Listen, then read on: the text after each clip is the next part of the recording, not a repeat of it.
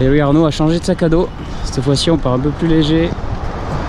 On va faire les boutiques, c'est parti. Voilà, vu que mon appareil photo ne marche plus, on va racheter un nouvel appareil photo qui vient de sortir.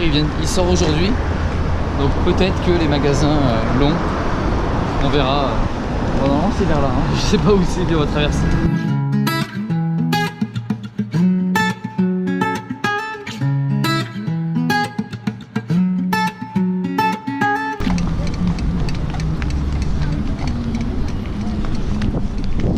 Tadam.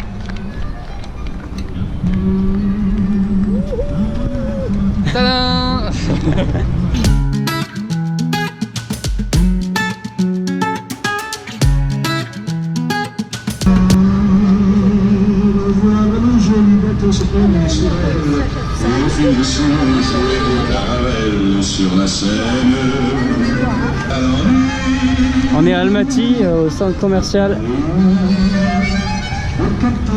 Il y a un petit carrousel avec de la musique française. Excellent. Bon, ben, je pense que l'appareil photo, ça va être compliqué de le trouver aujourd'hui pour sa sortie officielle. En France, ils en vendent à boulanger, sur Amazon, tout ça, il n'y a pas de souci. Mais ici, à mon avis, ça doit être moins courant d'acheter des appareils comme ça, j'en sais rien. Donc, ce sera pas pour tout de suite. J'espère au Kirghizistan me le procurer, mais du coup, après mes 2 semaines de balade en cheval, je sais plus si je vous ai dit, mais je vais aller faire du cheval avec une amie. Bon, je vous en avais parlé, mais là, c'était confirmé, on a réservé. Donc il y aura une semaine qui se fera à partir de Karakoy au Kirghizistan et ensuite dans les montagnes et tout, je sais pas exactement où. Et ensuite on ira, donc c'est près du lac Issyk-Kul si je ne me trompe pas. Et ensuite on ira à un autre endroit un peu plus vers l'ouest pour une 2e semaine avec un guide. Donc je vous filmerai ça, j'espère que je pourrai avec mon appareil photo qui s'abîme, qui filme toutes les 10 minutes seulement. Donc là aujourd'hui ça va être un petit peu repos, tout comme demain d'ailleurs, avec montage vidéo et compagnie. Faut que j'avance. Et puis ensuite dimanche, je partirai en direction de Karakoy. Donc il y a 300 quelques kilomètres pour rejoindre le Karakoy, la ville au Kirghizistan depuis Almaty. Donc c'est pas très loin. Ça va me permettre de partir à l'heure un peu que je veux, sûrement en fin de matinée, tranquillement. Et puis voilà, on arrivera dans un nouveau pays, le Kirghizistan. Bon, le Pakistan se rapproche petit à petit. Du coup, je suis sur le site pour faire mon e-visa parce que depuis janvier 2019, c'est un e-visa qu'on peut faire. Donc il y a plusieurs catégories de visa. Bon, moi ça va être le visa de touriste. Normalement, ils devraient me l'accorder. Ça coûte 35 $, pour une durée de 30 jours avec une entrée. Donc c'est pas si cher que ça. Et je vais essayer de voir, le plus important, ça va être de dire que je vais rentrer par voie terrestre par la ville qui s'appelle Sost au Pakistan. C'est ça qui va être un peu le plus compliqué. Normalement, on n'a pas besoin de lettre d'invitation, mais si besoin, je peux toujours booker un hôtel, réserver un hôtel dans la ville. Sinon, j'ai aussi quelqu'un qui va m'héberger à Islamabad, la capitale. Donc peut-être que je peux aussi passer par cette personne-là pour avoir une lettre d'invitation. Je ne sais pas trop comment ça fonctionne, au cas où il me le demande. En tout cas, voilà, donc, on est le 2 août et on commence un peu parce que je suis pas tout à fait rassuré. Je me dis qu'il va y avoir un petit problème avec ce visa. C'est pas possible que ça se passe très très bien. Bon, nous voilà dans une boîte de nuit et la musique est... Voilà, écoutez cette musique. Comme elle est. Elle est dans l'Isopée des merveilles.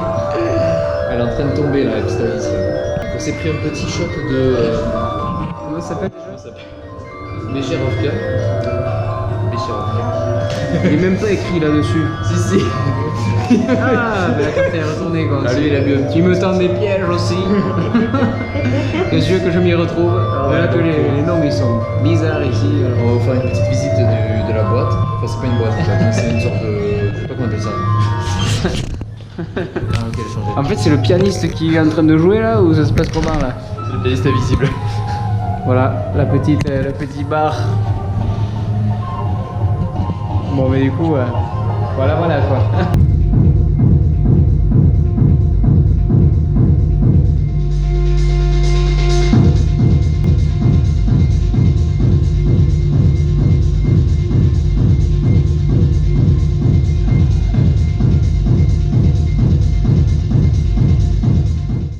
Hello les gens, aujourd'hui on se retrouve à Almaty et c'est la dernière journée. Je quitte cette ville pour aller rejoindre Karakoy, donc qui se trouve au Kirghizistan. Je suis à 3h40 exactement ici jusqu'à Karakoy. Donc normalement c'est faisable de se rendre à Karakoy aujourd'hui, enfin il faut parce que demain je vais partir au cheval, donc j'ai pas trop le choix. Là il est 12h30 quasiment, je me retrouve au parc, le parc principal, le plus joli parc d'Almaty. C'est magnifique avec cette cathédrale, là c'est incroyable, franchement j'adore cette cathédrale, c'est pour ça que je suis revenu une deuxième fois ici, j'étais déjà venu ici dans ce parc. On va prendre 2 bus pour sortir de la ville parce que c'est assez loin, en fait il y a 22 km et ensuite j'ai un petit peu marché et je vais rejoindre l'entrée de l'autoroute et on va essayer d'avancer quoi, voilà.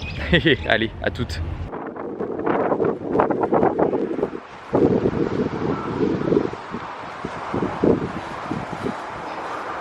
Bon voilà, nous voici sur la route. J'ai été pris par une personne, un couple qui m'a amené sur une quarantaine de kilomètres je pense. Mais ça va être très tendu parce que la frontière ferme à 6h. Il est 3h moins le quart, 3h moins 25. Et je suis à, je sais pas, 3h de la frontière. Sauf si les gens roulent vite, voilà, et qui me prennent en autostop. C'est une autoroute, donc les gens vont trop vite. Donc ça va être tendu, je sais pas si je vais arriver au Kirghizistan ce soir en fait. Ça m'a l'air un peu compromis. Un camion s'est arrêté, on va voir où est-ce qu'il va. Ah.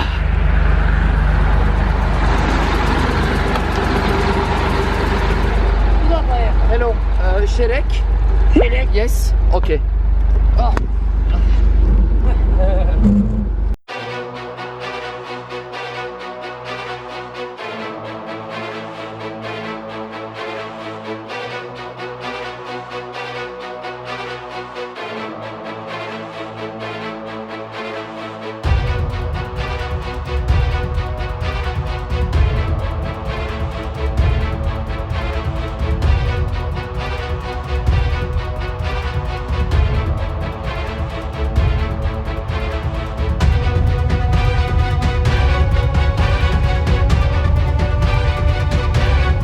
Alors les gens, bon je vous explique. Bon là il y a une grosse tempête qui est un peu de partout. Regardez là. On la voit pas trop mais tout à l'heure il y avait une tempête de malade. Vous avez vu, on est rentré dans du sable et tout, enfin bref. Et du coup j'ai dû faire du stop juste après. Franchement je me suis arrêté quoi, je me suis peut-être même pas 5 minutes. Il y a une voiture qui s'est arrêtée et en fait j'ai dit voilà, moi en fait il y avait une intersection juste après, il fallait que j'aille à droite. Je lui ai demandé si c'était possible sur 3 km. Il m'a dit oui ok. Donc il parlait un petit peu anglais, il y a 2 frères et un gars qui était là mais ils vont revenir, ils sont allés acheter quelque chose je crois. Et du coup ils vont à une ville qui est à côté de la frontière du Kirghizistan, donc je suis hyper content.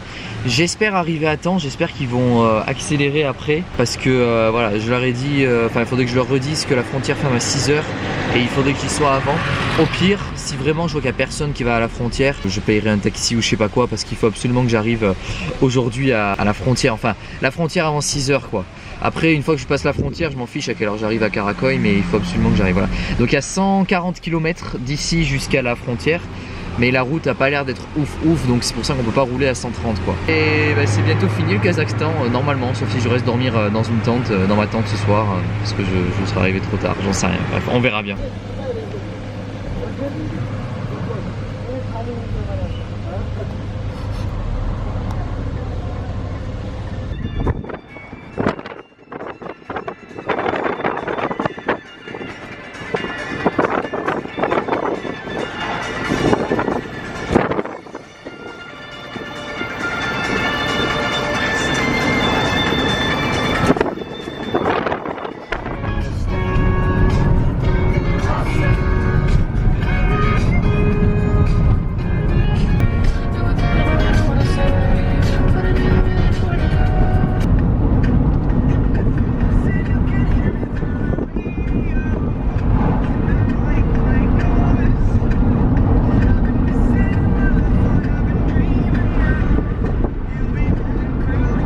Bon voilà les gens, je suis à Kegen qui est à une vingtaine de kilomètres de la frontière. Il est 6h, voilà, 18h pile, donc c'est trop tard. Dans tous les cas j'aurais pas pu parce que je pense pas qu'il y aurait eu de voiture qui serait allée à la frontière. Donc avec mon ami, j'ai essayé de la prévenir avec le peu d'internet que j'avais grâce à un des deux frères là qui avait internet. Du coup je l'ai prévenu, elle m'a dit elle a pu décaler un petit peu vers 10h. Donc dans tous les cas, demain il faut absolument que je sois à la frontière à 8 h. Bon, moi je passe directement à la frontière et j'arrive là-bas, j'espère vers 9 h 30 maximum. Et au moins on peut commencer la petite balade. Ce soir je sais pas du tout où est-ce que je vais dormir. Je vais un petit peu me balader dans ce petit village qui est assez sympa à vrai dire. J'ai ma tente, j'ai un peu tout. Il y a un distributeur ici au cas où, parce que j'ai des sous mais j'ai pas énormément. Je dois avoir je pense 1 euro à tout casser. Donc voilà. Du coup sorry? Non. Here, camping. Ça me manque pas. Hein. Ça faisait quelques jours que j'avais pas eu ce genre de voiture qui s'arrêtait pour me demander. Enfin, pour des taxis quoi. Bref, ils changeront pas. Hein. Oui, je voulais aussi dire que le camion qui m'a pris juste avant, enfin pendant la tempête en fait, c'était un gars, c'était un Ouïghour. Donc je m'étais un petit peu renseigné. D'ailleurs je vous parlerai aussi de mon trajet, de mon futur trajet, parce que j'en ai pas reparlé. C'est vrai qu'on m'a dit ah mais tu passes par la Chine, je comprends pas et tout. Et c'est vrai que j'en ai pas reparlé parce que j'en parle à moi-même ou à mes potes, mais pas en vidéo. Donc je vous en reparlerai à la tête reposée de mon trajet, je vous montrerai ça. Et les Ouïghours en fait c'est une minorité musulmane qui vit en Chine, parce qu'en fait à l'époque la Chine occidentale n'appartenait pas forcément à la Chine à l'ethnie les Han, donc c'est les Chinois en fait les Han, et il y a donc une minorité qui est là-bas à Kashgar notamment, là où j'irai juste après, c'est des Ouïghours, donc c'est un petit peu des Kazakhs, des Kirghizes, enfin c'est un petit mélange, et c'est une minorité assez opprimée en Chine. En fait ce qui se passe c'est que les Han, donc le gouvernement chinois essaye de repeupler cette partie-là en essayant d'opprimer ces minorités. Tiens, la mosquée ça faisait longtemps ça. Et du coup voilà, donc bon c'est malheureux. Et donc il y a extrêmement beaucoup de contrôles de police à Kashgar notamment, parce que c'est une ville où il y a le plus de Ouïghours. Et donc voilà, donc ayant rencontré un Ouïghour ici, j'étais assez content et je savais qui c'était, enfin je savais un petit peu leur origine, donc j'étais assez content de moi. Et là bah écoutez, on va aller trouver un truc à manger. J'ai pas mangé depuis ce matin, donc c'est parti. Alors finalement j'ai décidé de rester dans un hôtel. J'ai croisé 2 cyclotouristes de Suisse qui parlaient français. Et puis ils m'ont dit qu'ils allaient à un hôtel, donc j'ai regardé sur la carte et puis ça donnait à cet hôtel là. Bon il est 23 h donc je parle pas trop fort. Et après j'ai rencontré aussi un français, mais des personnes assez âgées, hein, sûrement plus de la soixantaine, et qui voyagent en moto. Et j'ai également rencontré un couple polonais avec des enfants. Et c'est un peu intéressant parce que je leur ai dit, bon à chaque fois ces gens là je leur demande ce qu'ils font, tout ça. Et les Polonais, je leur dis, bah voilà, vous faites quoi et tout. Puis ils me disent, ouais, nous on va au Kirghizistan demain. Je fais, ah mais vous êtes en voiture? Oui. Je fais, ah vous allez à Karakoy par hasard? Ils me disent oui. Du coup je leur dis, bah c'est possible de m'emmener demain? Est-ce que vous allez le matin à la frontière? Enfin, quand la frontière ouvre et tout. Ils m'ont dit normalement oui, on y va le matin. Donc logiquement, demain je devrais aller avec ces gens polonais jusqu'à Karakoy, parce que c'est quand même à 1 h 40, hein, j'ai pas fait gaffe, mais c'est quand même assez loin. Donc on n'est pas tout à fait arrivé. Et ensuite demain, je commence donc la semaine de cheval avec Aline, donc vous verrez en vidéo plus tard, et puis un Australien dont je ne sais pas le nom, je ne connais pas le nom, qui viendra nous accompagner. Donc on va faire une semaine avec un cheval, avec un guide.